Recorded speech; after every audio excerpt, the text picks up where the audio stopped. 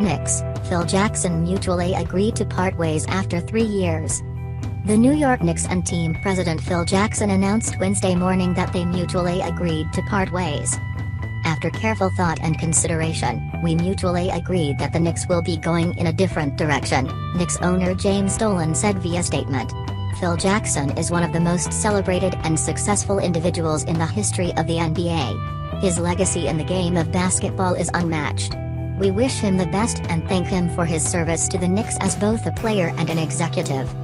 Conversations about what was best for the team's future between Jackson and Dolan accelerated this week when the franchise decided it would not buy out embattled forward Carmelo Anthony, sources said. Jackson, 71, had made it well known that he felt it was best for Anthony and the organization to part ways, both publicly and privately, but Anthony refused to waive his no-trade clause, and the Knicks were determined not to accommodate any request for a buyout. Anthony has 2 years worth more than $54 million remaining on his deal. With no end to the stalemate in sight and free agency beginning Saturday, Jackson's discussions with Dolan accelerated late Tuesday night and the decision was made to part ways. Some close to Dolan had been pushing him to consider firing Jackson for much of the season, sources told ESPN's Ian Begley. "The New York Knicks will always hold a special place in my heart," Jackson said in a statement. "This team and this town launched my NBA career. I will forever be indebted to them. I am grateful to Mr. Dolan for giving me the opportunity to return here. I had hoped, of course, to bring another NBA championship to the Garden. As someone who treasures winning, I am deeply disappointed that we weren't able to do that. New York fans deserve nothing less. I wish them and the Knicks organization all the best, today and always." It had become clear, sources said, that Jackson had no plans to remain beyond the 2 years left on the 5-year contract he initially signed in 2014 that paid him $12 million a year.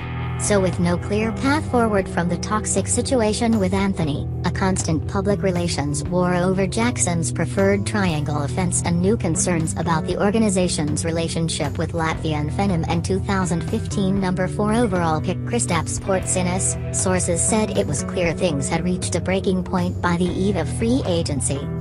Several players and members of the coaching staff had expressed frustration over Jackson's insistence that the club run more of the triangle offense midway through last season, sources told Begley.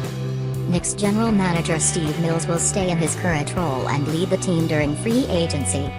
"While we are currently evaluating how best to move forward regarding the leadership of the organization, I will not be involved in the operation of the team," Dolan said. Steve Mills, the team's general manager, will run the day-to-day business of the organization over the short term. Tim Leib, who brings tremendous expertise and experience in sports franchise management from both Toronto and Los Angeles and is our partner in the Oakview Group, will advise and work with Steve on an interim basis to help develop a go-forward plan.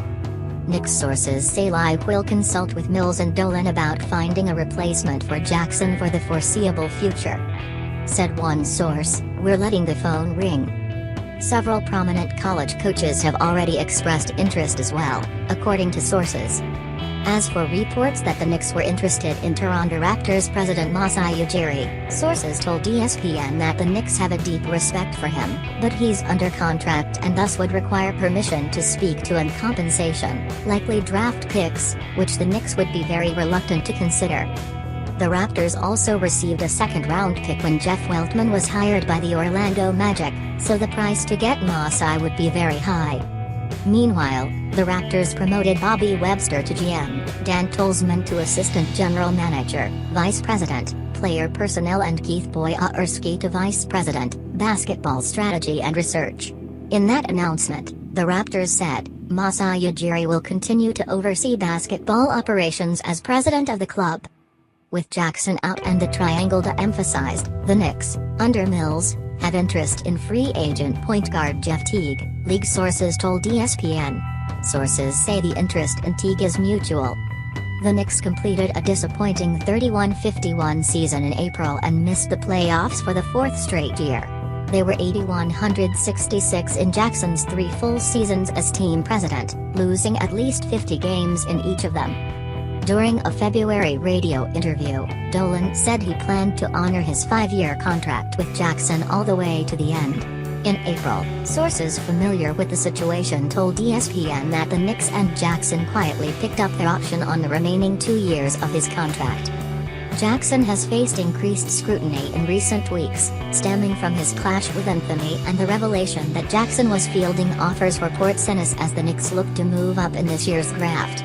No deal was made, and New York selected French guard Frank Ntilikina with the 8th overall pick.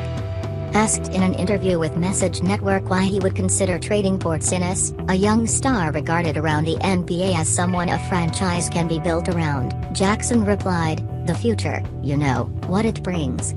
Does it bring us 2 starters and a draft pick or something that's even beyond that? That's something we have to look at as far as going down the road. We know what he is. He's a unicorn and he's special."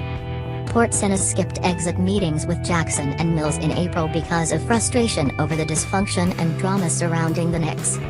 Sources told ESPN that Jackson had been upset with Porzingis' actions and was trying to teach him a lesson in professionalism this summer. Jackson, sources said, was contemplating a trip to Europe this summer to meet with his young star.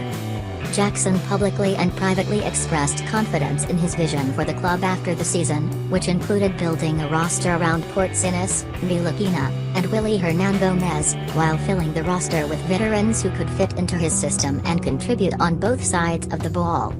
Asked last week on Message Network what he'd tell Knicks fans who were uneasy, Jackson said, "Well, I think we know what we're doing. That's what I can say to them. Although it's not been apparent in our record the last couple of years, we've grown from within. We've got young players who are on their move up. It takes time to rebuild with youth. And, I think, to have confidence in the fact that we're going to have good players and we're going to have a good team and we're going to be on the court, competitive." To lose weight fast, please access to website loseweightfastisa.club. Thanks for watching.